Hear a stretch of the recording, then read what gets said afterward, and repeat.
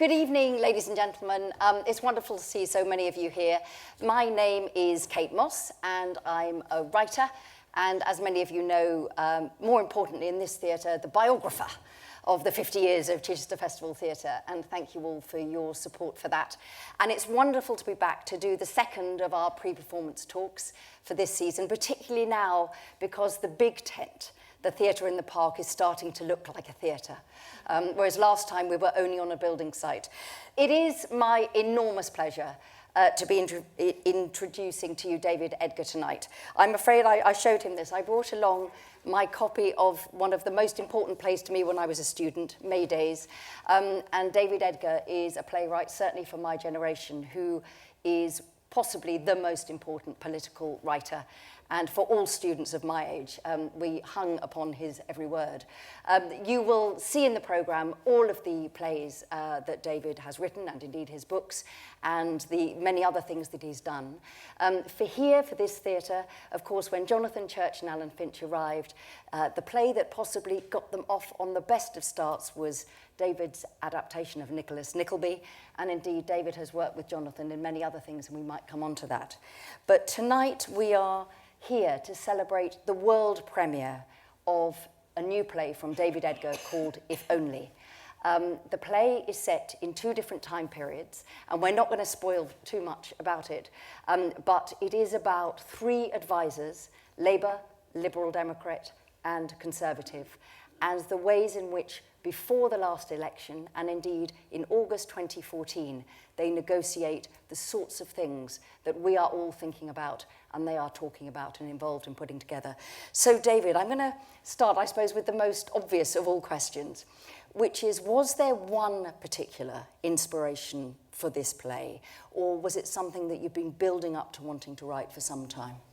Well, I was inspired by the extraordinarily dramatic 5 days, you know, that made the government, and thinking about how I might do something about that dramatically, because that's the automatic writerly default mechanism. You know, you look at, you know, as the famous joke about Oliver Stone, you know, that his way of movie making is to look at the great events of the last 40 years in America and ask, why did this happen to me? And so similarly, I sort of, you know, you're a bit of a gannet, you go for things. And I think my initial thought was, because the National Theatre had some very successful documentary treatments, you know, interview-based treatments of contemporary events. The most recent being David Hare's The Power of Yes, about the financial crisis. That might be a way of trying to explain what was going on, and I had a theory about what was going on.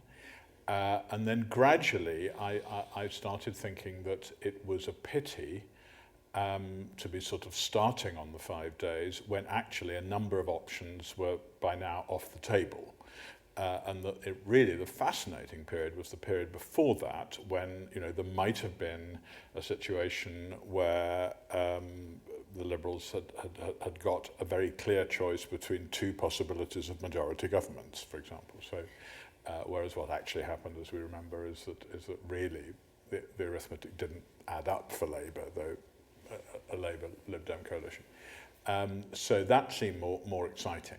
And then I thought, well, how could that happen? Because one of the characteristics of the period of the election itself was that neither of the major parties were acknowledging the possibility at all. The default answer was, we're considering nothing less than an overall majority, even though everybody knew that they were obviously considering. And so I thought, well, how can I get people together in a way that they would not only be able to, but perhaps be kind of even forced to consider options. And the thing that came to my aid was the memory that the Icelandic volcano hit the day after the first debate. So the day after Nick Clegg won the first debate and suddenly shot up in the opinion polls, and we forget now that, you know, that first weekend there was a heady prospect of a Conservative Liberal Democrat coalition, with the Liberal Democrats being the senior partner. that seemed to me a really great moment, and I came up with, I hope, a reasonably plausible way to get a Liberal Democrat, it's the pub joke, a Liberal Democrat, a Tory, and a Labour guy end up in this car. And that really was, so I threw them together, and then that was a way of looking at the options, and really, I think, suggesting a way that politics might go as a result of coalition politics, and then partly because of the circumstances of the production, which was intended to go on rather earlier than it did go on, the delay led to the opportunity of saying, well, let's take those three people and put them together again a few years later, and I thought it would be exciting, and it's proved very exciting to put them together in the near future. So that was yes. I'm going to talk about the 2014, the future, and actually the present in a moment. But one of the things that's so attractive at the very beginning, as you say, you've got these three people. You have Peter, who is the Conservative, you have Sam, who is the Labour, and Jo, who is Liberal Democrat, and she's a woman. That they all have completely sensible ways that they know each other. But what I loved watching it was that it underlined the fact that these advisor class were all friends. They all knew each other. So the idea that they wouldn't talk was actually more implausible than the opposite way around. And I thought that was really effective at the very beginning of the play. Yes, I think that, and there is also that fascinating, that they talk a little bit about, the political technology of how now politicians divide up the population into various groups, often with sort of rather odd, either insulting or complimentary names, aspirationals and dignified dependents, and I mean it's all based on marketing speak, but with a sort of political, and so they're sort of swapping. What do you call these people? We call them this, and obviously the Conservatives are more polite about the sections of the population they're going for, and vice versa. So there is that nice thing about people who are on opposite sides. The football, playing the football at the Battle of Mons syndrome. That when they actually get together, they sort of say, well, how do you do this and how do you do that? And then they're also, of course, in the play, probing what the others might know about the strategies that might be pursued if there was a hung parliament. But what I thought was so strong was that they are all likeable. So it doesn't matter where you, as the person of the audience, might sit on any of these issues. They're all likeable and they're all plausible. And so it strips away, oddly, being a voter, and it makes you think, God, this is how politics works. That's what I felt when I was good. I mean, that's terrific. And also, for me, I tend to, Nicholas Nickleby being an obvious example, write huge cast plays. Yes. And my bank manager's delighted that I've now written a four-hander. And it's been fascinating because, a very, very obvious thing about four-handers is that you spend more time with each of those four people than you do with the 25 or whatever it was, more than that, I think 30 people in Nicholas Nickleby, even if you do obviously get to know the central characters quite well. So it was, that's been fun for me actually, and it does, I hope, lead to, you can't do a stage villain, a stage villain Tory or a stage villain Labour, for 2 hours. That would get very boring. Yes, and so you're forced really to but without, I hope, what I hope I haven't done is done, this is, there are the odd little romantic stroke sexual tensions in the play, but I hope it hasn't been that their personal lives are the foreground and that the politics is the background. It's very much about them operating as political figures. I really enjoyed that, because there are a couple of moments quite near the beginning that you think, oh, is that going to be something that starts to play quite largely a romantic interest or a past historic sexual interest? And it's wonderful that it doesn't, because it means it doesn't take away from the story that's being told. So did you have a sense before you started that you knew you wanted a certain sort of Tory, a certain sort of Liberal Democrat, a certain sort of Labour, and that you knew you needed men and women? Or did you actually just start writing and they started to inhabit the roles that you'd got in your mind? I researched it, and obviously I was researching it in the period, well, this isn't obvious at all, I should say. I wrote the first act pretty soon after the election, at a point where the first act was, with some other scenes, was kind of the whole play. And then for various reasons, because it was always commissioned by Chichester weren't able to do it. Initially we thought, well, shall we do it on the first anniversary of the election? Anyway, that for a number of reasons wasn't possible. So the opportunity opened up. But during 2010, I went round and talked to a lot of people. And I was inevitably talking more to Labour people because they were unemployed as well. No, a lot of them. They're always unemployed down here, honestly. But a lot of them had obviously moved into running important think tanks with Latinate titles. But actually, they were easier to get hold of. Were they bitter? I think Because I was Sam largely teeters, but I was largely talking to number 10 special advisors, i.e. the Gordon Brown gang, and I think some of them were more bitter than others. But I mean, there were some people who were very fiercely loyal to Brown, who felt that he'd been very mistreated and to a certain extent, betrayed by his own side. And I talked to surprising numbers of Lib Dems who were prepared to talk, including 2 or 3 who were in government.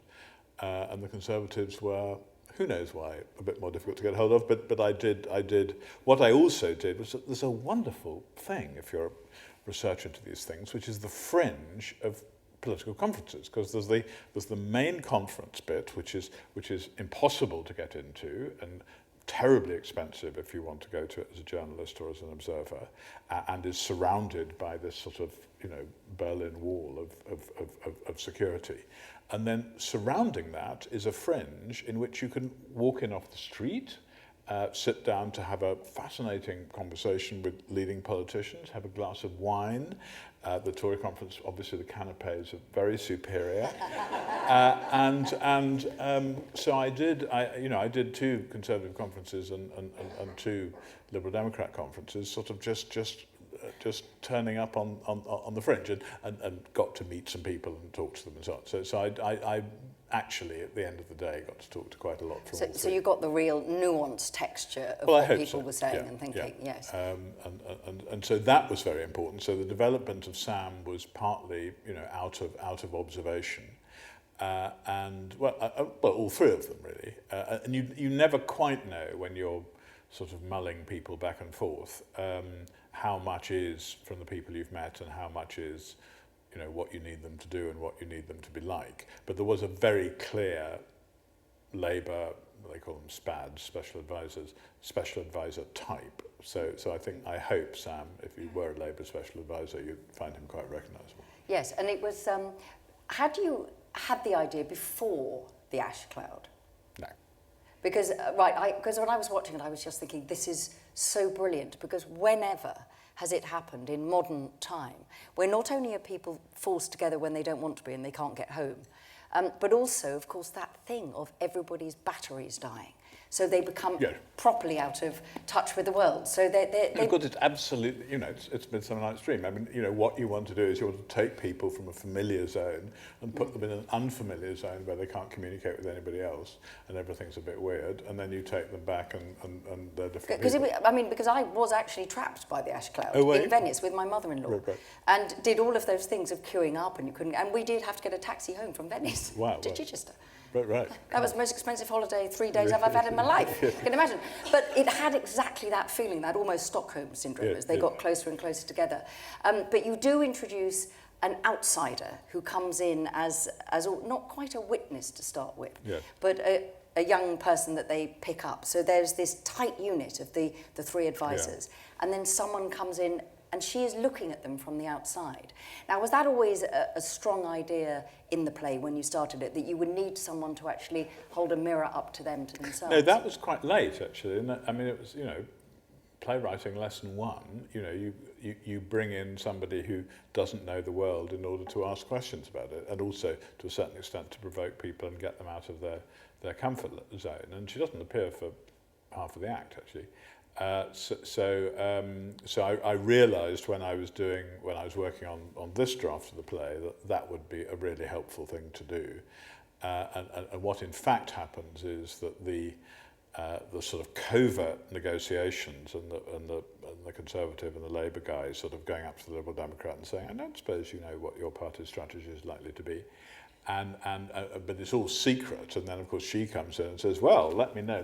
This all looks very interesting. Let me know what have you in fact found out? What's going to happen?" So she's a sort of she's throwing a stone into a pond. And it's so funny. I mean, I can't tell you any of the things that are funny because I don't want to spoil it. Yeah. But there are so many moments when actually the lunacy of the language that's used, the different manifestos, when, what paragraph actually comes from which person's manifesto. It's so amusing. I do wonder, when you were writing it, how do you decide what you can assume about your audience's knowledge? That will it be too simple for someone who's very political or too complicated from somebody who doesn't know it? How do you assume that the audience is going to come on the journey with you? Well, we've done a lot of changes in rehearsal for that very reason. Because it was too obscure? There's always a difficulty with the writer says, well, they wouldn't say that. And I love jargon, and I love the way that people talk, and I love the fact that jargon, to a certain extent, is a deliberate obfuscation. I mean, it's deliberately making things difficult to understand. The use of acronyms, putting things as initials, is a way of creating a club. And also, if you create a club, you're creating people who aren't in the club. And I sort of love that. I think that's part of the texture of the public world and family life too. God knows, families are full of their own jargon and secret languages. So I wanted, and you just have a battle back and forth, and your director says they won't get this, and I say, of course they'll get this, and of course people know what the alternative vote is. What nonsense, they're all voted in a referendum on it, I say. They must know. And he then looked blankly at me and said blankly, looked balefully at me. Not watch the news, David. Yes, exactly. So and it is interesting what people know and what people don't know. And I think we have gone to great lengths, and I hope without explaining. I mean, I don't know if people have seen This House, which is the remarkable National Theatre. Has anybody seen that? Play about the Whip's office in the 1970s, and there is an early scene where an MP explains to another MP what a no confidence vote is, and I just thought you wouldn't actually do that. No. And so I've tried really hard not to do that, but I hope preserved that it's not patronising to the audience, but it contains all the information you need. I've got some American friends coming on Saturday, and the whole of lunch is going to have to be spent with a very quick and wine. I advise wine in that case. Absolutely. Yes. But one of the things that was so exhilarating watching it, I saw it on Monday, was that it did feel like watching a proper political play. Well, good. And I've been a political playwright all my life, and when I started being a political playwright, people sort of, if you said that, people saw placards and people holding up their fists and saw agitprop, saw polemical plays. But and I wrote some of those, but I'm much more concerned now with looking at the process of not just political life, but also public life in general, which is the things that affect our lives and affect, our mortgages and our marriages and where we live and what we earn and so on. These are really important matters and have become more important over the last. I think 9/11 was a sort of crucial turning point when people sort of remembered that politics kills, and also we're very now aware of the fact that politics, does affect the decisions that are made, affects our standard of living, and affects what things are really important to us and whether we're employed and whether we're not and everything else. But in the second act, which is in August 2014, and again, you've very cleverly brought them together. I won't say how, but it's a very clever way of making it possible for them all to be in the same space. There is a darkness, maybe, more. And of course, it's one of the issues about definition and the drift to the right or the left. And of course, this is something you've written about in Destinies, in Maydays. And of course, with Destiny, there was this, there were actually people picketing outside the theatre in London, weren't they? When the play was on. So do you see actually this as part of that same trajectory from 1976, 1983, and now 2011, this idea of the lurking right and what it actually might mean? Well, I think one of the staggering things, and that's happened over the last 3 months, is the rise of UKIP, and it's also clear, I think nobody disagrees, and I think UKIP would disagree that the issues of race and immigration were very important to that. So I do think we're living in a what is for me a rather dangerous political period. And we're living in that living standards have dropped faster than they've dropped, I think, since records began, but certainly for a very long time, and much further than in the early 80s, much further than in the early 90s. And so I think we are entering rather scary and uncharted territories, and I don't think that fundamentally, biologically, we're that different from the Greeks. And we can see in other countries really quite scary things happening. So yes, that's trying to come to terms and ask questions about that. Do you feel that there's that the theatre is sort of letting us down? I mean, that with the exception of you and David Hare and obviously James Graham you mentioned, and a few gang of playwrights, but that actually theatre has become more entertainment and less a vehicle for making political and social commentary than perhaps it was. I'm not sure. People say that, and I guess it's which timescale you put it on. I thought Lucy Preble's play, Enron, which indeed premiered here as well. Which was a Chichester Festival Theatre production. Which was written by a young woman, and I'm saying that because, as you've hinted, the generic political playwright is not a woman in her 20s. And I thought that was a remarkable, and actually it was a play whose treatment, because it was slightly surrealistic, and it was, it wasn't like a conventional political play, but it was it was about the first great scandal that prefigured Lehman Brothers and what happened in 2008. So I think there's, it looked over a sort of 5 or 6 year period. I think there's been a lot of quite exciting theatre about contemporary politics. There's been a lot of play, and also it's become much more international.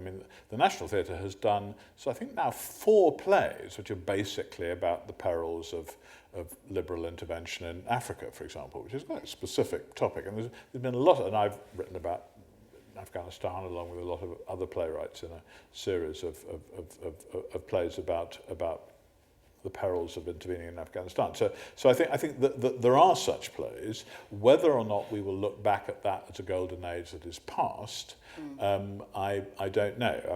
One thing that I'm citing a lot, because I think it's really hopeful, is the Royal Court Theatre last year transferred 3 plays into the West End, not, desperately violent or difficult or particularly political, but they were Royal Court plays, 2 of which were directed by 2 different women, and 2 of which were written by 2 different women, which followed each other into the same West End theatre, which almost certainly is the first time that's ever happened in history. And so that's encouraging too. So I think, as long as the rather terrifying prognoses of what will happen to the subsidised theatre with the new round of cuts that we expect in a couple of weeks, that's a sort of huge hanging cloud. But I think what's been happening over the last 5 years is not a rush to bread and circuses, actually. No, I agree, but it's just, as you say, there's often this sort of doom-laden language that there's, if we have one more singing mouse or a cat, indeed, we will all have to... And we are talking about a West End in which over half the shows are things that people know already. They're either movies they've seen already, or they're jukebox musicals of songs they know already, or increasingly they're based on television shows they know already, and that's a pretty high proportion. Yes, it's sort of, and going back to If Only, you said earlier that there's an enormous amount going on at the moment, and obviously the local elections were, you were very prescient. Does that mean that as you're rehearsing the play, that it gets ready to open tomorrow night, you opened on Friday with the previews, what does that mean of the second act of the play in terms of how you change it? Do you modernise it to keep it up to date? This sounds like a nightmare. Well, without spoiling it, I have been speculating as to what government policy might be in 12 months' time. Yes. And I have to say... They'll be asking you, David, I think, at this rate. Well, over the last 3 months, I've had to revise that because of things that have actually happened. Yes. And, I mean, obviously over Europe and the referendum bill, but also certain things about welfare, certainly the rise of UKIP, which I think people did think UKIP was going to do very well at the Euros next year, but I don't think thought that they were going to take off quite so spectacularly this year. So I have been turning on the Today programme every morning with nerveless fingers, that's another thing. So, and that won't stop. I mean, we've already scheduled that the assistant director will be here on the 27th, which is the day after the comprehensive spending review, in case she has to be, slipping notes under the actors' dressing rooms doors saying, this has got to change to that. And I would be very surprised if that didn't happen. Is that exciting for the actors and the director, or is that the sort of hanging on the cliff? I think there's a bit of, I mean, because we've done a lot of work on the play in terms of its comprehensibility and in terms of the things that you usually do, because I mean I change things in rehearsals a lot and like doing that. So we've done a lot of that anyway, and I must say I bumped into Vince Cable at a party because he happens to be married to the sister of a friend of mine who was celebrating his 70th birthday, and I did ask him politely, could he stop history happening until the 27th of July? That would be a great service to me, and he said he'd do his best. Absolutely. Well, I mean, he has all the power, obviously. Yes. One of the things that also I thought, you mentioned Lucy Preble's Enron, and many of you I will have seen it here, I think, and we all felt very proud that it had started here. But the first preview, there was almost nobody in here because it was the idea of a play about the financial crash. It was. But one of the things that was extraordinary about it was the set and the way that things worked. And your creative team has done the most extraordinary job of bringing airports to life, bringing a whole journey. The light design in particular is wonderful. Now, did you have a sense of who you wanted your team to be, your creative team, before you were writing, or is that something that you and Jonathan Church, as it was a commission, put together? I didn't. I mean, I wanted Jonathan Church to produce it because you have in Chichester one of the best producers in the country, and I know this because he used to be artistic director of Minerva Theatre, which is my hometown, which is a notoriously difficult. I mean, you think you've got a rather unforgiving main theatre. I mean, compared to Birmingham Repertory Theatre, it's a doddle. And Birmingham Repertory Theatre is wider than Drury Lane and a straight rake. So it means that a straight sort of democratic rake without a balcony, which means at the back you're a long way away. And he made that theatre work by very clever and intelligent programming, and had actually wanted to do Nicholas Nickleby there. And then when he came here, he rang up and said, "I'd love to, do the Nickleby project here." So he's a great person to work with. And his associate, Angus Jackson, I hadn't worked with before and was delighted to work with. And although I've actually worked with the lighting designer before, I haven't worked with Ruth Sutcliffe, who's the set designer, who's terrific. And although I was consulted, as is proper and right, we went with, I think, a couple of, I mean, he was very good at genuinely consulting, and we took various decisions between various people. There were a couple of options for the composer, and we've gone for a very brilliant young composer, absolutely given the first half of the play the tone I wanted for it. So I did participate, but I didn't start off with a creative team in mind. This is a bit mean because I'm here to interview on behalf of everybody else, but I'm just going to ask you a question, writer to writer, at this moment. Right. When I was watching, I did think. Obviously, everybody knows about the ash cloud, and people had to, beg, borrow, and steal to get home from all parts of Europe. As a writer, do you sit there thinking, how am I going to do this on stage? Or do you think, I'm going to write it, and it's up to them, the designers and the directors, to make this work? Well, there's a little code which precedes this play. There's two ways of thinking about it.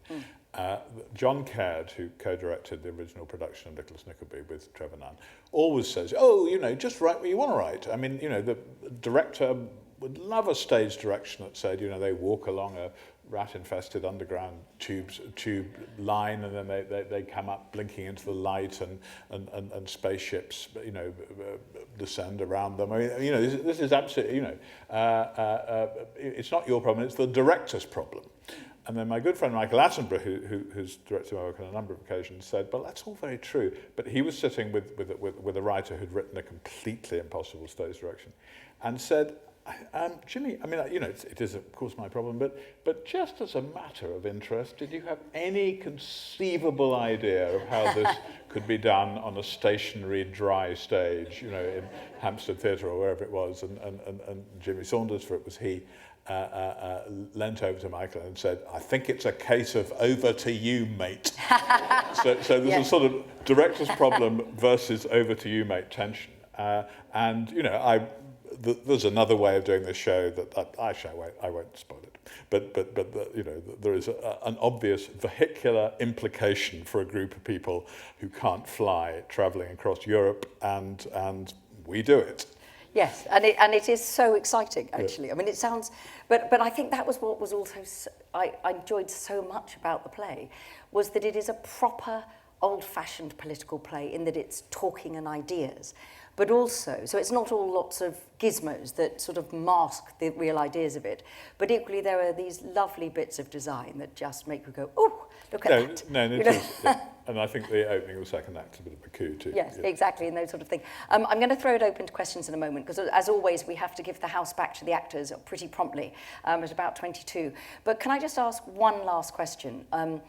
I assume, and this might be wrong, but that as a political writer, one of our greatest political playwrights over many years, remember some 60 plays and adaptations, more than that probably. Do you see yourself in a tradition of Brecht and Shaw, or do you see yourself as part of a modern sort of political writing? You know, do you ever think in those terms of the narrative of writing, I suppose? Well, I both those playwrights I love very much, and I think I hope I aspire to some of their virtues, and I certainly have some of their faults, particularly Shaw, who, you know, does go on a bit. But he likes his words. He does, and so do I. And I'm really delighted the National Theatre, Nick Heitner, I think, needed converting to Shaw, and he's now done 3 great productions, which is fantastic. So yes, I see that, and you know, I'm not I don't work. I'd like actually to work more with directors like Rupert Gould, who you know, who are much more, you know, performance oriented, more physical theatre oriented. So I would like to do that. Rupert Gould, who directed Enron.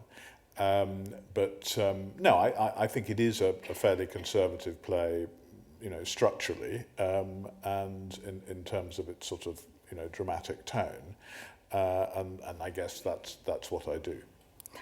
Now I'm going to see if anybody has got any questions. I'm aware that since not that many of you have seen it yet, that might be difficult. I have many more to go, but does anybody have anything they'd like to ask? I know some of the commissioning circle people are here.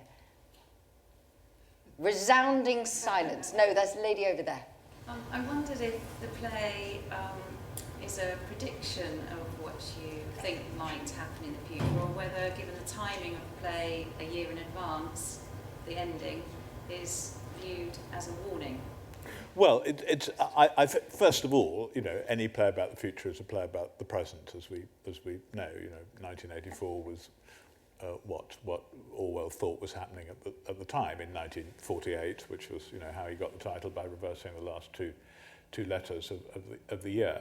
And I think this play, more than it was 3 months ago, actually, you know, is about a not very long, not very far extension, not very lengthy extension of what's actually happening now. And yes, it is I think it's a warning, and you know, it's up to you when you see it to judge whether it's a fair warning, or you may regard it as opening up a prospect which is completely delightful. But it certainly, I've become quite passionate about certain things I think are happening in politics beyond party politics, which the play is addressing more than it perhaps would have addressed, even 6 months ago. Lady there, and then my friend. I wonder, I think on the whole people who go to the theatre probably, this is going to sound like a bit of a value judgment, but they probably have a pretty fair understanding of politics, or a better understanding of politics than perhaps the whole population. As a political playwright, do you ever think, or is there a forum for making politics more accessible to people who perhaps don't go to the theatre? Is that something that you Well, feel you have a responsibility? I think there's been a number of, models. I mean, we've recently had Paula Mills. I mean, looking at television, we've recently had Paula Mills, The Politician's Husband. We've had The Thick of It, and of course we've had West Wing. Those anoraks like myself who have all the box sets and sit down, and Bulgan, which was terrific. Now, all of those are minority, certainly in this country, a minor channel minority taste. But I think political coverage. I think one of the interesting things about the coalition has been that actually I think the quality of political debate has rather increased. I think particularly of economic political debate. I mean, I think people are more aware. I think if you were to ask people what the tax rates were, I think more people would be more aware than they were, 10 years ago. I mean, they know what their own tax rate was. But I think because arguments that used to be behind closed doors are now conducted much more in public, I think it's become quite a fertile bit. And I thought the last election was quite good. I thought the political arguments were presented, and that was, partly as a result of having the televised debates, which I thought were an excellent idea. So, I think we're all part of a process of trying to make democracy, live, and for it to be conducted as politely as it can be, and also to be about sharing ideas and contesting ideas and information as opposed to shouting slogans. And with principle. And with principle. Because actually that's one of the wonderful thing about each of your three advisors. They all are principled. Yes, I think they are. And I think that's part of their likability as well. There was a question. When this play was commissioned from you by Chichester Festival Theatre, did you have a view about the size or sort of theatre space in which you would want the play to be delivered? Oh, I wanted it done here. I mean, this and the Swan at Stratford and the Cottesloe, all of which I've been privileged to work in more than once, are the great theatre spaces that you want to do small-scale theatre in. I mean, by small scale, I mean a discursive theatre in which you want to be able to hear every word, and you want to sort of be close to the action, and you're not concerned with vast amounts of music or special effects. And this is an absolutely lovely space to be in, and I was in it before I did a version of Ibsen's Master Builder, which was done a couple of seasons ago, and having loved it as an audience, I was then aware of why I'd loved it as an audience, working in it as a playwright. So I mean, I enjoyed very much Nicholas Nickleby being on over there, but I don't think a four-hander. Actually, they're doing a four-hander after Barnum in the tent, or what you're not supposed to call the tent. Yes. I mean, clearly you can do, and you can do small-scale stuff in large spaces. But I think this is an absolutely ideal space for this play. And is there a last question? Hello. You spoke about the spending review coming up, and you're sitting here in Chichester, and I wonder what your thoughts were on the health of regional theatre, or the future of regional theatre. Well, I'm part of a small group at the Arts Council, which is sort of looking over the abyss, a sort of advisory group, and I mean, this is no secret. The DCMS was asked to model 5%, 10%, and 15% cuts, and 15%, if that then gets passed down to the Arts Council, is very scary on top of what's already happened, and on top particularly of the double whammy which regional subsidised theatre faces, that you're not only getting cuts from central government, but you're getting cuts from local government, because although there is a certain amount of local government money goes into London Theatre. It's much less as a proportion of the public subsidy. So I think, I think when we are now facing the possibility either of completely wiping out the small-scale theatre and even small-scale activities in large theatres, theatre and education, outreach, all of that, or the prospect of some very big scalps going. I mean, the one of the big four being no longer being subsidised, and I think for regional theatre, they are kind of caught between the two because they are very big, expensive organisations with large electricity bills and large staffs to run them, but they're being paid increasingly subsidy which is appropriate to much smaller organisations. So I think it is quite scary and I think people are going to need to be very deft and clever, and you've got as I've said, a brilliant producer and a brilliant raiser of money and a brilliant transferer of shows. But I'm sure if you sat Alan Finch and Jonathan Church down and said, is there a point at which the subsidy gets so low that the operation isn't sustainable, even if you continued to want to produce shows that would transfer and as successfully as Chichester's have, I think they would say, I'm sure they would say, yes, there is such a point, and that we're dangerously close to reaching it. And for last question from me, and of course within the play there's a lot of wordplay about the emphasis that you put on a particular word in a particular sentence, all of these wonderful things. The title, If Only, is that sad?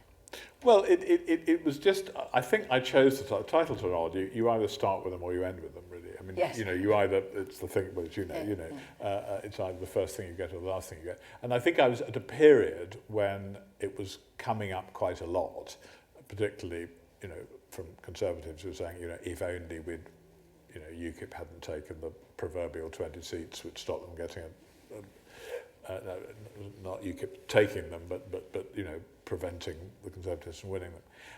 And there's obviously a certain if only in terms of if only some people would argue the Liberal Democrats had gone with Labour and tried to make that work, and there's certainly a Labour if only about if only we persuade, and indeed with Labour, if only Gordon Brown, as a line in the play, had switched his microphone off, and there's a calculation that might have put Labour up to a point that the arithmetic would have been more friendly to them.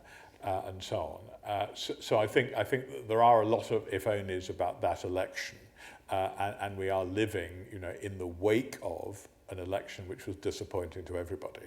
So there is a sort of sense of a possible, perhaps less interesting and less dramatic alternative reality for all three parties. Well, I think the thing for us in Chichester. We've talked about Nicholas Nickleby, obviously the wonderful master builder that was here. But the fact that there is a world premiere from you, a play like this that we all need happening in Chichester, is a great pleasure to all of us who have been coming over these many years. So it's an incredible delight that you're here. Those of you who have not yet seen it, you have an extraordinary experience in store. There will be, on the 9th of July, as you know there always is, there will be a post-performance discussion after the plays. So once you've seen it and you want to come back, some of the cast will be here and you'll be able to talk about it. The next pre-performance talk that I'll be doing will be on the 22nd of July in the tent that cannot be named, up the hill on Barnum with both the director and the co-director. But for now, we must give the theatre back to the actors. But could I ask you to give an enormous thank you to the very wonderful, very important David Edgar.